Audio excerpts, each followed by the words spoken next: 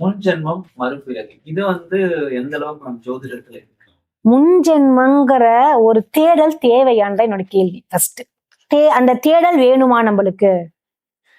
Practical being இப்ப இருக்கக்கூடிய நம்மளுக்கு இன்னைக்கு என்ன தேவை அதன் நோக்கிதான் இருக்கணும். நீங்க சொல்ற மாதிரி மறுபிறவி அப்படிங்கறத விட ஃபியூச்சர்ல இப்ப நான் இந்த ஜென்மம் எடுத்துட்டேன், இதுல எனக்கு வந்து ஃபியூச்சர்ல நான் என்ன ஆவேன்னு கேட்கக்கூடிய கேள்வி ஒரு நியாயமானது. மறுபிறவியில நீங்க இந்த மாதிரி இருக்க போறீங்களா, இந்த இடத்துல இருக்க போறீங்களா, ஏன் நீ ஒண்ணு இந்த பிறவியே ஒன்னும் கடக்கவே இல்லையே, இந்த பிறவியில ஏகப்பட்ட வேலை இருக்கு. அப்ப எதுக்கு வந்து நீங்க முன்ஜென்மத்துக்கான ஒரு ஆராய்ச்சி?